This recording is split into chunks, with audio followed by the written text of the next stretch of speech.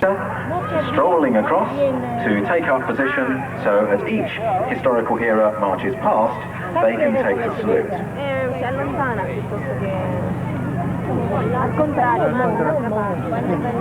And as you can see, Queen Elizabeth I is amongst them, advancing in state with her courtiers and musicians.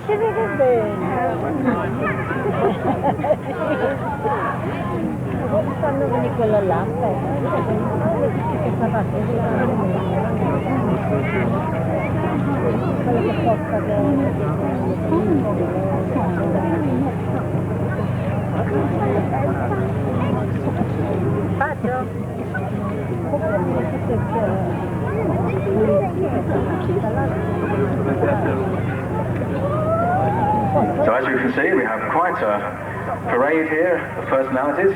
Let's see if we can spot one or two people. We have Abraham Lincoln there, representing the Union, and we have Robert E. Lee, the Confederate commander. We have Royalist generals and parliamentarians generals. We have Eric Bloodaxe, I believe, and the Black Prince, as far as I can see.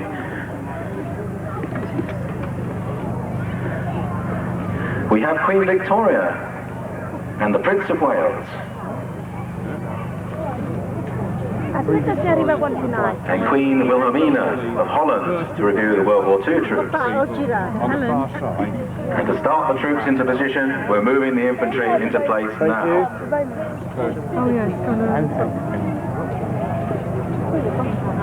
Here's the Romans coming on along the top there, look.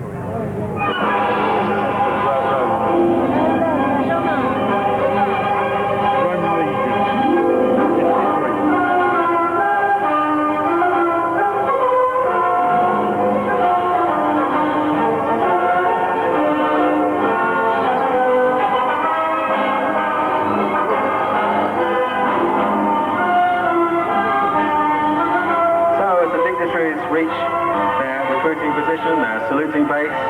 On come the cavalry through the ages, leading the first part of the parade. Meanwhile, up on the skyline, the Roman army advance along the parade. On parade, the legions of the empire, the first to lead the massed infantry onto the field. Behind them, savage Celts, their fearsome warriors. They scream their challenge to the Romans. Here come the cavalry, led by the Roman auxiliary horse. The artillery salute them as they march past. Then behind the Romans, we have 14th century knights, resplendent in their fantastic outfits, the caparisons on the horses, the shields, the clothed helms. Behind them, a nobleman and one of his entourage, a 15th century knight. Behind them, two royalist soldiers of the English Civil War. In the second group of horsemen, leading on, the victorious royalist cavalry of Grenville's horse. They march across to form so they can come forward in salute. Up on the skyline, more infantry pour out, this time late Romans from the 4th century, followed by Vikings and Saxons. Entourage of cavalry continues with parliamentarian horses, with Fairfax's horse behind the Royalists, and behind them the 12th Light Dragoons of the Napoleonic era. Trotting merrily past, our mounted steward, his job to ensure that the cavalry, the infantry, and everybody coordinate together when it's time for the final parade. They move forward at the canter to move their troopers quickly to the starting position. Behind the 12th Light Dragoons, Yankee cavalry of the American Civil War. The stars and stripes fly from the guidon, the flag, the company would rally on in battle. Behind them, the light horsemen of World War I. Behind them, of course, the wonderful 18-pounder team, First World War British Horse Artillery.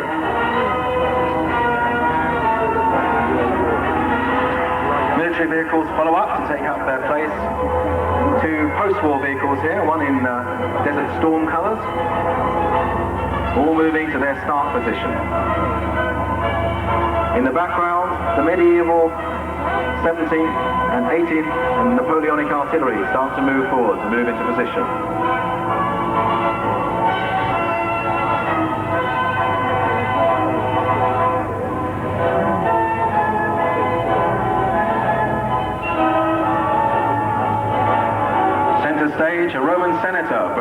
and gentlemen, indeed. A man of great intellect and wealth and of course influence in Rome, moves forward to take the salute of the Roman cavalry. And if he's lucky, he'll take the salute of all the others as well.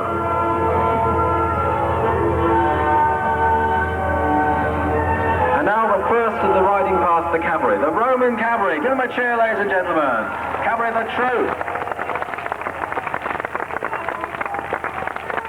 Round they go.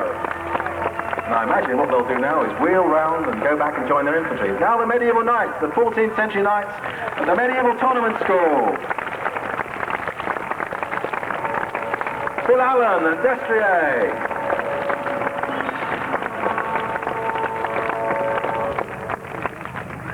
The parliamentarian horse of the sealed knot. These owner riders have brought their own horses this weekend at their own expense. Marvellous people. Coming on fast, the royalist horse of Grenville's and a splendid charge. It's enough to make you be a royalist. Oh dear, we've lost a rider, but never mind. Looks like the girth was a bit loose there. Never mind, you notice the troop horse follows all the others. Following on, the Ironsides of Fairfax's horse. The famous Ironsides, the victorious troopers of Cromwell's army that fought and defeated the royalists at Winsby, swung the tide at Marston Moor and helped crush the royalists at the Battle of Naseby in 1645. Fairfax's horse.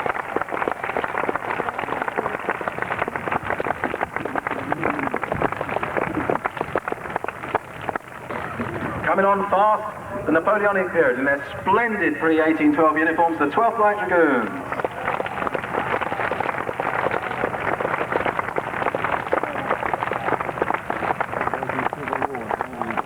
The Yankee cavalry of the American Civil War, the American Civil War Society, ladies and gentlemen.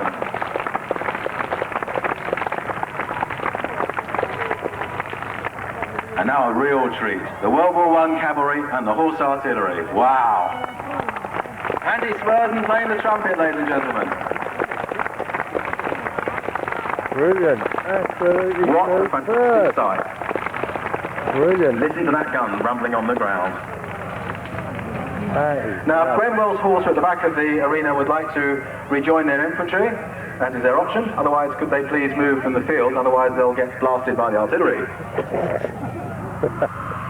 And now, ladies and gentlemen, the first of the infantry, passing in review, the might of the Imperial Roman Army, the Ermine Street Guard, the Colchester Roman Society, the Antonine Guard, the Gemina Project, the 8th Augusta, Vexilatio Legionis Gemini.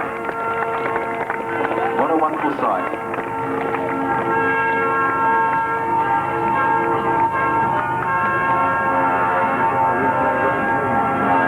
They go past their senator. He raises his hand in the Imperial Roman salute.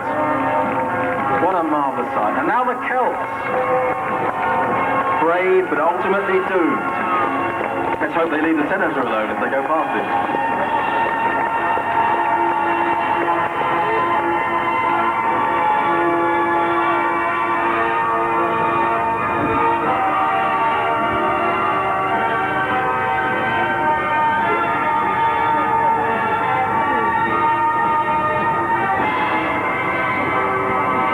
Sweep forward, we then reach the later period of Roman history. The late Romans in the 4th and 5th century, here recreated by co-host Quintus Galorum and Britannia and the end of the Roman Age Society. Their late Roman general there, taking the salute as they march past. These are Christian Romans, the ones that held back the barbarians for centuries before finally retreating to the west of Britain for their last stand. The age of Arthur.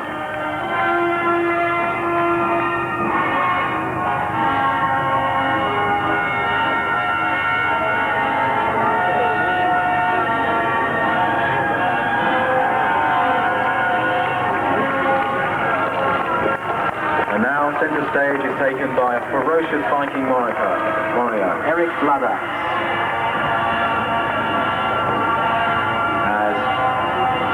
Heavily armed and quite mean-looking battle line of Vikings sweep forward, crashing their shields with their swords, crying out their war.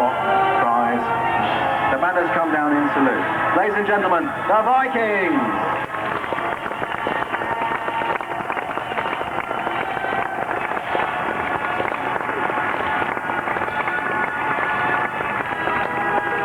Marvellous sight there with the battle flags flying overhead. The sound of the swords on shields. Behind them, of course, their wives and sweethearts and followers.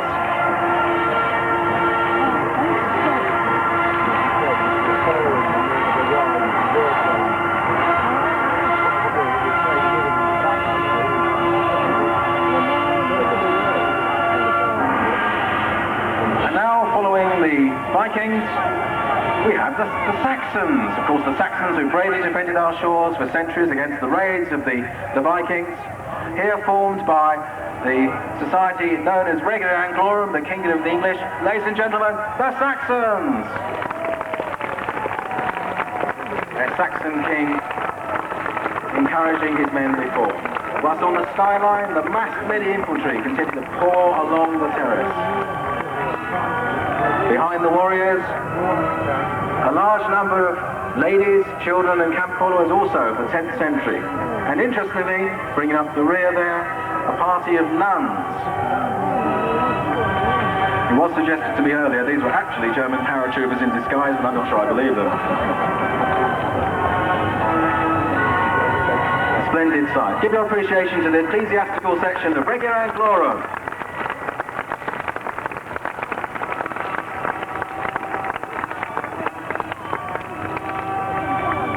Now we have more knights coming forward. The armoured Normans. Mounted warlord there. Ladies and gentlemen, the Normans! But they're not the only Normans. Oh no. And here comes a gentleman who I know has got a bit of a loud voice that wants to proclaim his soldiers, Henry II, as they march past.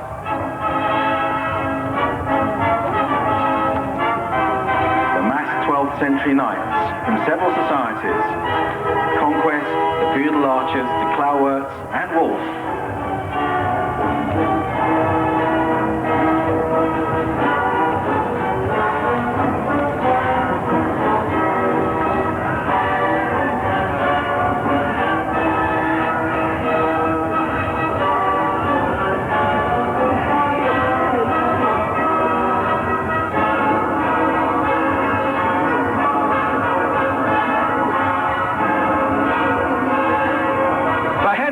England, the Normans!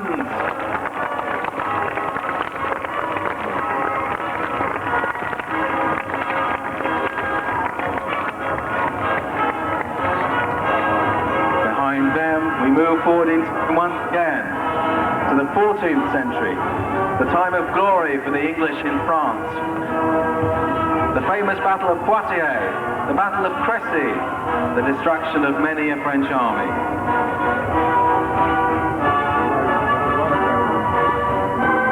Ladies and gentlemen, the 14th century knights.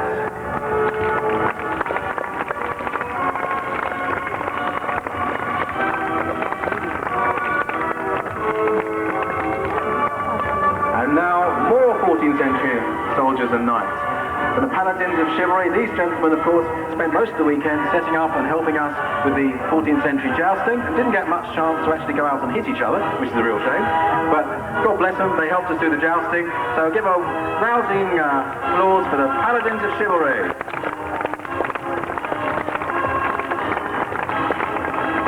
We now move forward to the Wars of the Roses. Richard III and the Yorkist cause. Mass billblock of Yorkist soldiers. The wild of Richard on the flag itself.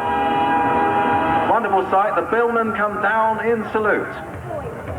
Ladies and gentlemen, there are so many medieval groups taking part today, it's difficult to list them all. We'll all have a go.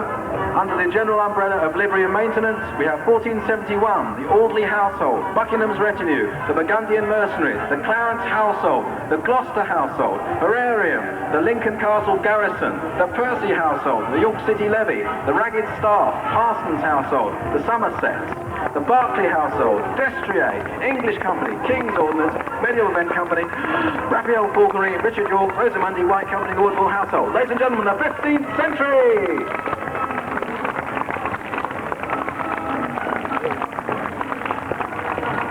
Again, a large contingent there of the camp followers and ladies that have kept the fires burning over the weekend in the huge medieval encampment, cooking the period food. The Oxford household there marching past. Oh, with an early firearm there they are. That's the first firearm we've seen on the parade so far. The birth of the firearm in the 15th century. Off they go. Superbly armoured men-at-arms of the Oxford household.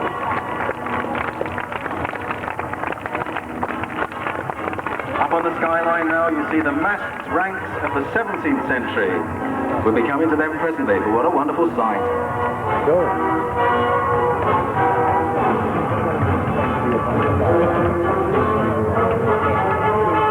More medieval soldiers of the 15th century, plus camp followers. These are the Lancastrian engineers. You can see the various bits and bobs they're carrying. They are not soldiers per se, they're actually military engineers of the 15th century.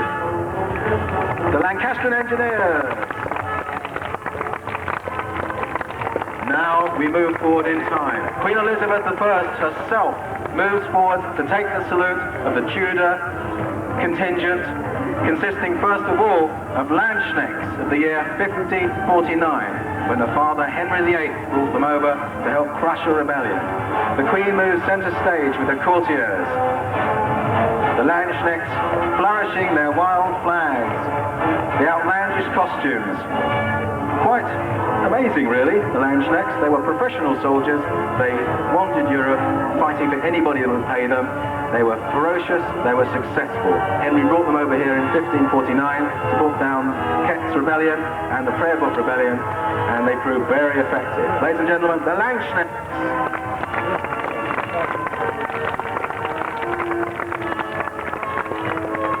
Behind them, we have the Tudor Company. Now this is mainly a living history group, and I do hope you had a chance to go over and have a look. Throughout the weekend, the Tudor Company are presenting Tudor sciences through the ages. They're not quite as militant and military as the others, but just as authentic and just the same. The Tudor Company.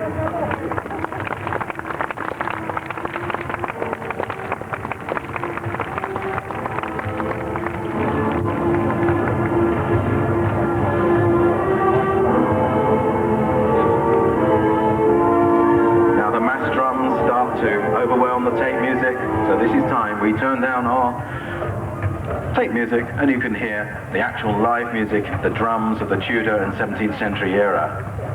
First up, the musicians and the soldiers marching past Her Majesty, Tudor soldiers of 1588. These are the soldiers that would have defended us had the Spanish Armada come ashore. These are the soldiers that would have fought tooth and nail for their queen and country. Listen to the resonance of those drums. And throughout this weekend, this particular group, English Renaissance, has been bringing us a series of tableaus in the inner courtyard depicting the whole Tudor dynasty. They've done a superb job, so please give your appreciation for the Tudor Company. Sorry, oh dear, English Renaissance. Nearly got it wrong there.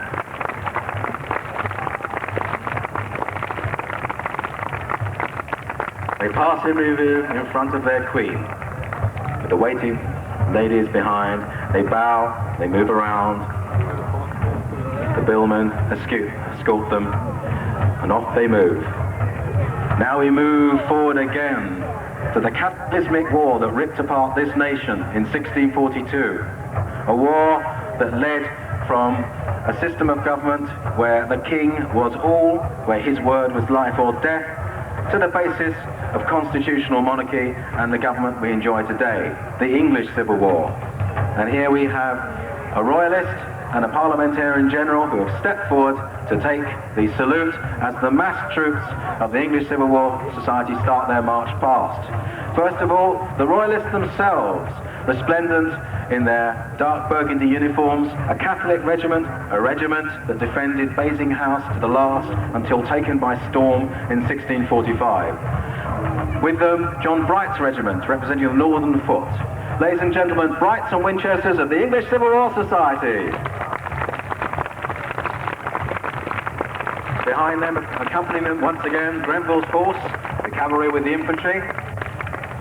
Behind them, wow, what a sight. The massed pikes and muskets and musicians, the pipes and drums of the new model army circa 1645. Ladies and gentlemen, the renowned and famous Fairfax Battalion.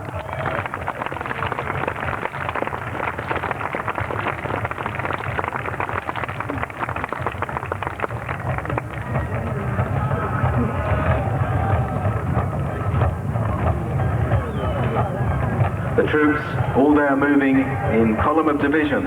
Each Civil War company was divided into 3 main divisions, 2 wings of shot and 1 of pike. They were able to maneuver and fight separately, but the idea was that the musket blocks, the musket wings, would support the pikemen so they weren't overwhelmed in battle by the enemy forces, and the pikemen would support the musketeers when they were reloading. They would support them by protecting them from the cavalry with those wicked 16-foot ash pikes, each with a razor-sharp steel tip. And if you enjoyed the battle they did today, you might be horrified or exhilarated to know that that battle was fought using those sharp steel tips. And that's a tribute to how much those 2 regiments, 3 Winchesters, Brights and Fairfaxes, trust each other to carry out the elaborate manoeuvres required to give you an authentic taste of Civil War battle.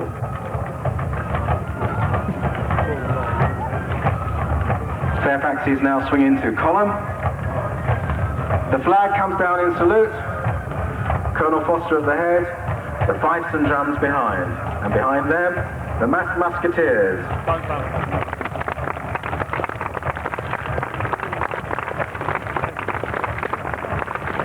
A wonderful sight. And at the very end of the column of soldiers, again a representative group of 17th century civilians and camp followers, led I believe by the quite elegant Mr. Newman in his splendid outfit. He doffs his cap. A very well-to-do gentleman there, you can tell by the finery of his clothes. Behind them, probably the most famous reenactment society in the world, and justifiably so. The Sealed Knot, ladies and gentlemen, give them a good round of applause. At the front of the column we have the Royalist staff. Behind the staff we have the blue-coated soldiers of Prince Rupert's Bluecoats, a very fine regiment, fought throughout the war, went down fighting with glory at the Battle of Naseby in 1645. Behind the Bluecoats, a stand of colours, the wonderful 6-foot square silk colours that every company of infantry would carry in the English Civil War. The soldiers behind the colours represent a very special formation. These are the King's Guard. These are the King's personal guard. Often utilised on service with the other regiments, the King's Guard fought very bravely and again went down at Naseby to glorious but bloody defeat. Behind them, a detachment of parliamentarian soldiers in the russet coats, and at the rear, of course, the ladies, the camp followers that make all this campaigning possible. It's a wonderful sight, I'm sure you agree. How about another round of applause for the massed English Civil War troops of the English Civil War Society in Sealed Knot. Already on the skyline, 1863 has come upon us. The massed Union and Confederate troops sweeping onto the field to take their place in the parade. It's time for the French and Indian Wars, the 1740s and 50s, led first by the Royal French Infantry and their Iroquois and Canadian allies. Ladies and gentlemen, New France and Old England.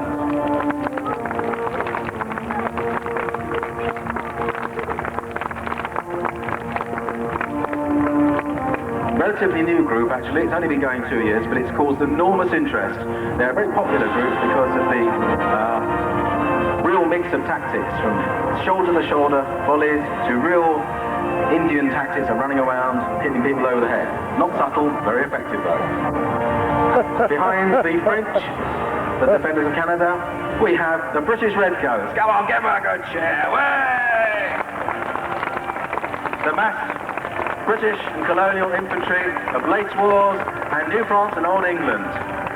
And note the flag, ladies and gentlemen, the British flag pre-1801, it hasn't got the Irish cross on it because Ireland hadn't been incorporated into the United Kingdom at that stage. It's a very distinctive flag, and if you go home and watch The Last of the Mohicans, just remember that these redcoats could fight like the devil and didn't stand around just waiting to be hit over the head by Indians. Behind the redcoats we have a detachment of the brave Jacobite forces that went down to terrible defeat but glorious defeat, the Bloody Prince Charlie, the Battle of Culloden. The Lace Wars Jacobites!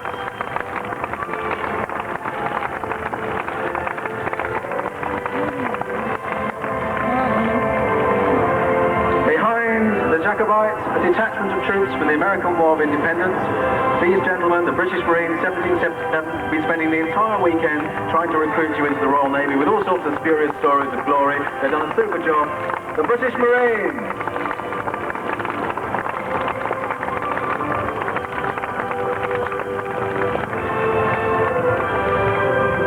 We now move forward again in time to the glory of Napoleon's empire. Depending on your point of view, of course. If you were a French infantryman that joined his army in about 1800, the chances of you surviving to 1815 to enjoy that glory was pretty minimal, but never mind. Here we have the 21st, the 21st Regiment of the Line, one of Napoleon's crack troops, formations that marched at Jena, at Eylau, at Friedland, at Wagram, in Spain, and on that terrible one-way trip to Moscow in 1812. The 21st of the Napoleonic Association.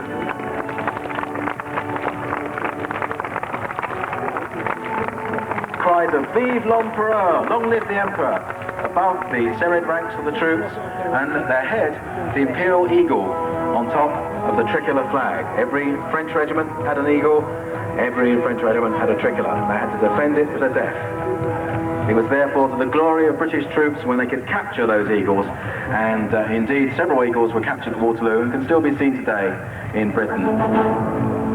Behind the French, the British staff stand on their horses, the plumes in their chapeaux, fluttering in the breeze. Splendid officers there in the distinctive red coat, aristocratic British officers leading their army forward, the staff behind them, and the first to come past Viscount Barrington, the gentleman in the hat standing there taking the salute, are the redcoats and riflemen and the Russians of the Napoleonic Association.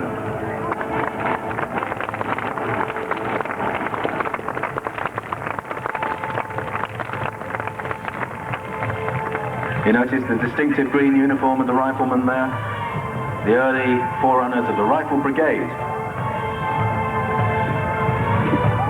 A detachment of companies consisting of several units, as often happened in the Napoleonic Wars, showing the variety of uniforms of that period. Behind them are now approaching Viscount Barrington, more redcoats, the 33rd and 68th Foot, here forming the 1st Battalion of the European Napoleonic Society. I have to say the bearing and smartness of these redcoats has enormously impressed me this weekend. Look at how they're marching, the soldiers in the second rank virtually touching the soldiers in front as per the regulations, bayonets fixed in perfect alignment, the sergeant there, Sergeant Peacock, Sergeant Major Peacock on the right of the line saluting, but keeping a deft eye on the line to make sure it's still straight. Behind the redcoats of the European Napoleonic Society, we have a detachment of naval personnel from the society appropriately called HMS, the Historical Maritime Society. They represent the jolly Jap tars that manned Nelson's ships at sea and many naval installations on shore, and also took part in several raids on the shores of enemy-held countries. Ladies and gentlemen, the Historical Maritime Society.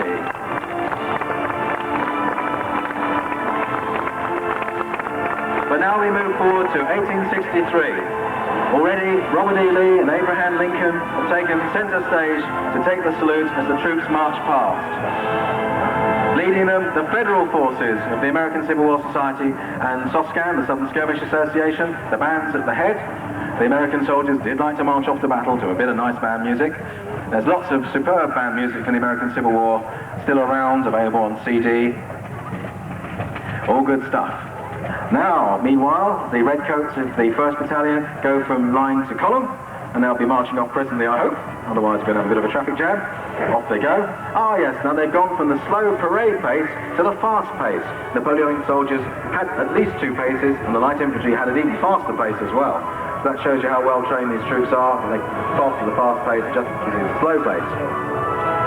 The music, appropriately, from Gettysburg, one of the finest films ever made, an American Civil War epic featuring over 5,000 reenactors from America, portraying the 3-day epic battle in 1863, which followed up from the one we saw earlier, Chancellorsville.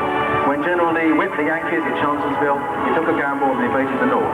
He was stopped and heavily defeated at Gettysburg, and the Confederacy never recovered.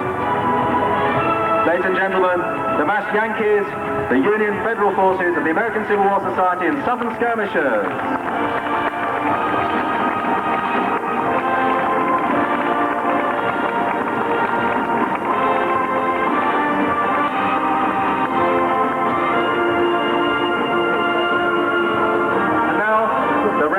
Brought victory to Robert E. Lee today. There he is, Bobby Lee, short man, grey hair, beloved by his troops, almost a god to his soldiers, brought them victory after victory. The Confederate forces of the American Civil War Society and Southern Skirmishers, give them a rebel yell. Go on, yell! Over their head. The Confederates were very loath to lose their battle flags, and at Appomattox in 1863, when they were forced to surrender, there were line upon line upon line of Confederate battle flags, each clutched by the remnants of regiments. One regiment at Appomattox had 8 men out of 1,000 left alive. They still had their flag. Glory to the South, glory to Robert E. Lee.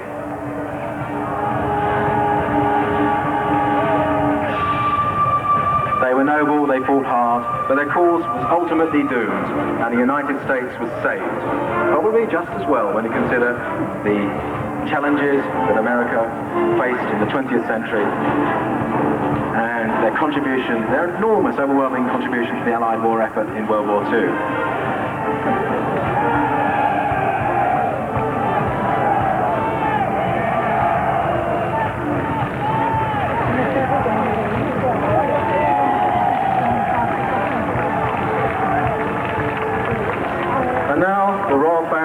From our own Victorian period, take the saluting bow. It's Queen Victoria. There she is. Give her a wave. Go on.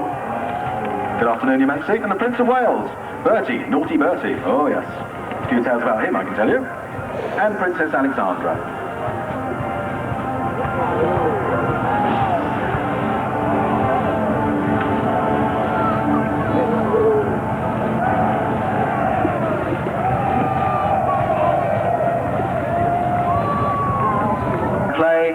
On come the diehards, the magnificent redcoats of the Die-Hard Company Victorian Military Society, just back from Isandlwana in South Africa, where they reenacted the famous battle in front of a huge media audience and with real Zulus.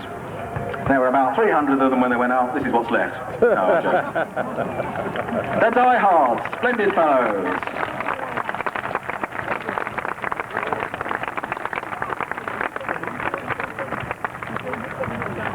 The band plays on, as this time we move forward to the era of the Great War Society. Moving on first, we have a detachment of British machine gunners from the Vickers Machine Gun Society, resplendent in their First World War equipment, and at the back, an Australian light horseman who's come all the way from Denmark, if he can work that one out, to take in the parade, and what enthusiasm, give him a cheer, go on.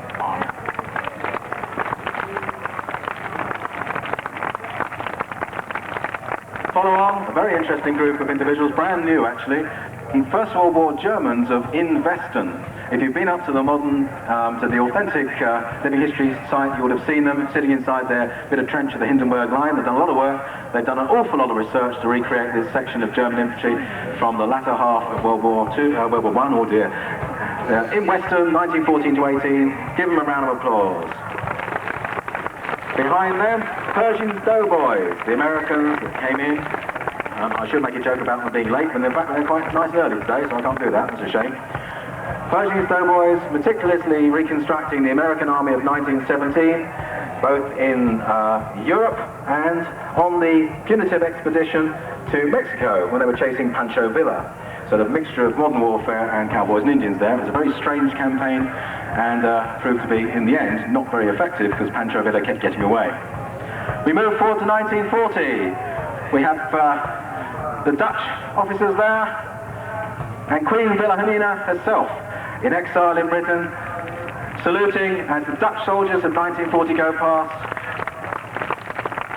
and British ladies, I'm not quite sure where the ladies are from, representing the volunteer forces in Britain in the Second World War.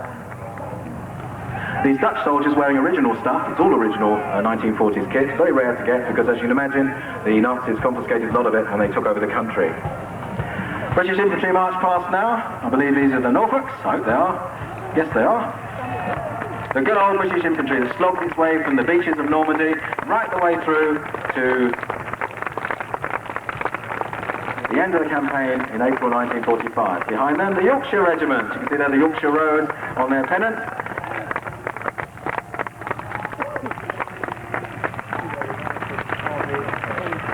Behind them, the Airborne Reconnaissance Unit in their distinctive red berets.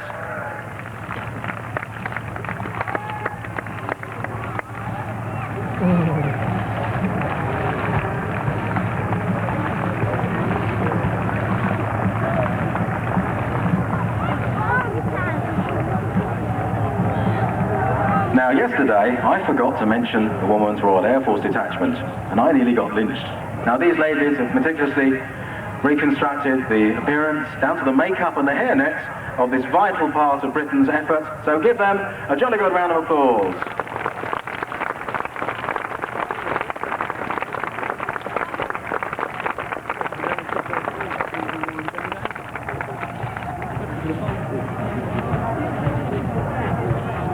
Infantry here, the 82nd Airborne of the World War II Living History Association. Splendid chaps all. They meticulously spent hours practicing how to chew gum in the prescribed 1944 style. As you could see earlier, they put up a ferocious fight against the Germans. Behind them, one of the original jeeps. Behind them, the armoured personnel carriers, which are absolutely splendid. These half-tracks took a major role in this afternoon's battle, as indeed they did at the time. You might have thinking, my goodness me, they were using a lot of ammunition up. But curiously enough, because of British gun laws, we're not allowed to have machine guns very often. The only machine guns on the field this afternoon were those that the English Heritage were able to supply, which we were happy to do. These machine guns on the half-tracks are actually gas-operated guns, so they can blaze away and no one minds. Ladies and gentlemen, the World War II Living History Association half-tracks. Well done. Now, they've been bombed, they've been starved, they've been driven over by half-tracks, they've been shot, they've been abused, and basically they've been shot to death by the Allies during the course of the war. It's only fair if we give our long-suffering Germans a really big cheer. They're not really Germans, they don't mind losing. The World War II Living History Association Wehrmacht, give them a cheer. Brits one and all, they can hardly bring themselves to shoot at the Spitfire, after all they are Brits.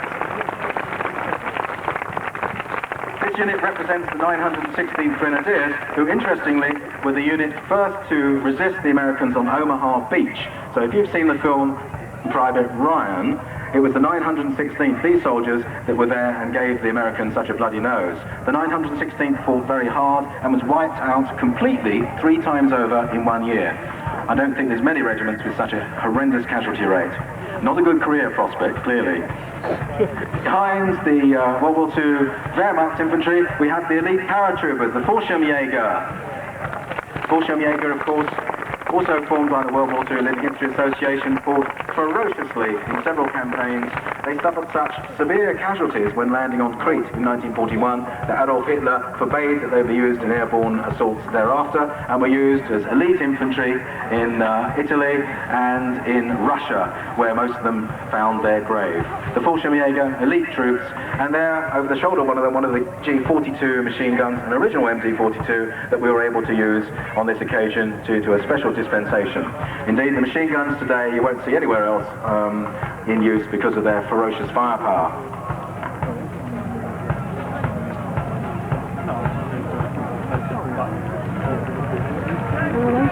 Okay, now bringing up the rear of the World War II forces, we have the World War II Russians.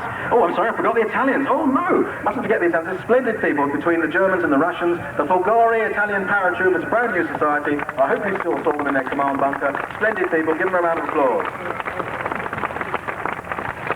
Behind them, the Red Army, the 2nd Guard Division of the Red Army.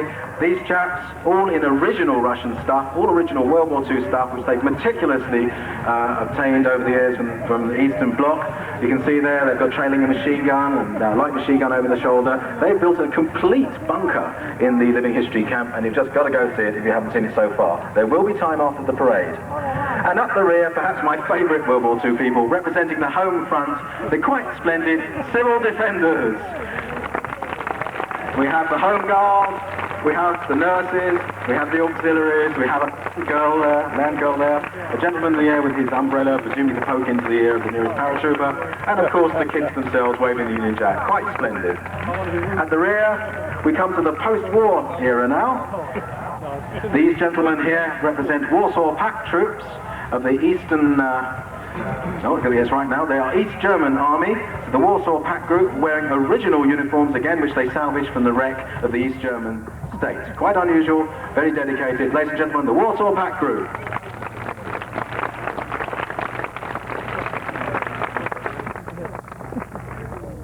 At the end, here come the post-war vehicles. We've got here 2 Ferris armoured cars, both owned by Paul Thompson, a splendid fellow indeed, who's brought down to display them today in Arena B, along with his Abbott self-propelled gun. There can't be many people that own an Abbott self-propelled gun, but Paul's a great enthusiast for these vehicles, and he's been able to do so. Notice one there in the post-war camouflage, and the other in Gulf War camouflage, the sand colour camouflage. So ladies and gentlemen, Paul Thompson and his armoured vehicles.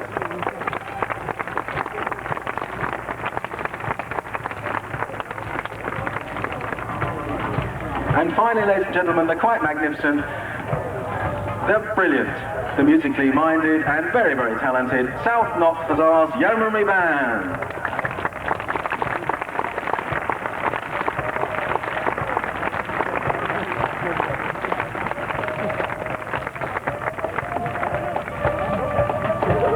And now, where are the aircraft?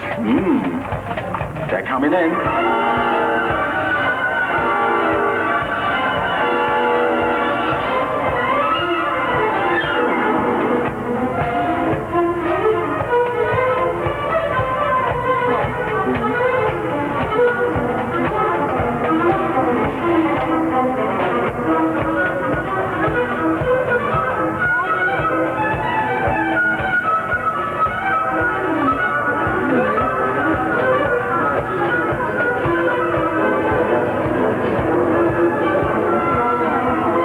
Aircraft are coming in. We've got Walton Spitfire Fugue on the EA. We've got the SE-5s coming in first, and as soon as they're clear, that marvellous Mark V Spit will be back. Meanwhile, the artillery stand ready, and our dignitaries retire out of the line of fire, because we don't want to lose any monarchs, or kings, or queens, or dukes, or princes, or generals today from artillery fire at point blank range. So they get out.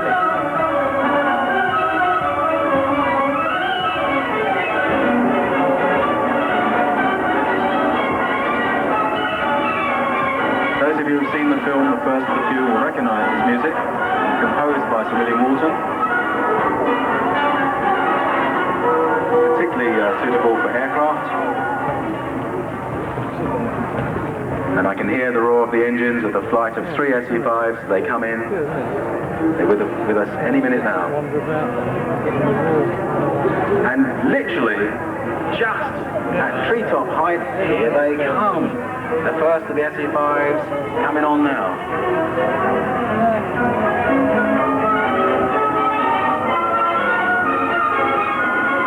Ladies and gentlemen, the Great War Display Team present to you replica SE-5s. Give them a cheer, give them a wave, the SE-5s!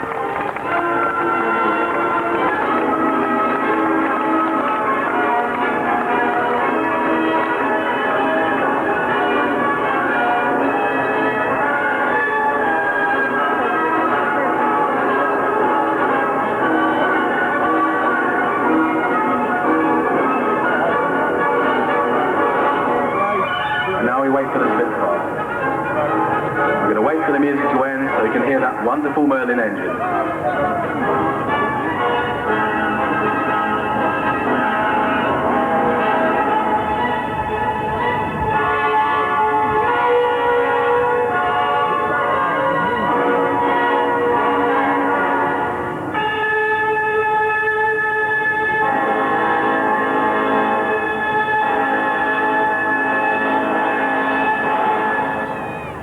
Watch the skies. The Spitfire is coming. Can you hear that Merlin engine? The most wonderful sound in the world. Cheer it, ladies and gentlemen, the Spitfire! An original Mark V Spitfire fought throughout the European theatre, went right the way through the Normandy campaign to victory in 1945. Look at those wonderful elliptical wings, probably the most famous silhouette of any aircraft in history, as it turns and banks steeply.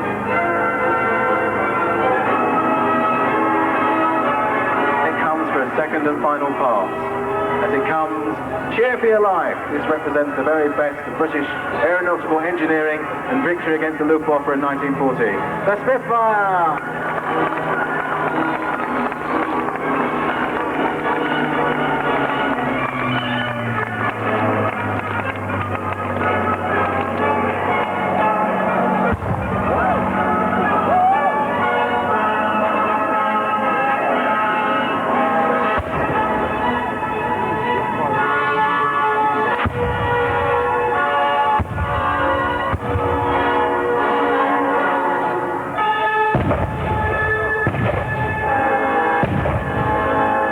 We hope you enjoyed History in Action 4.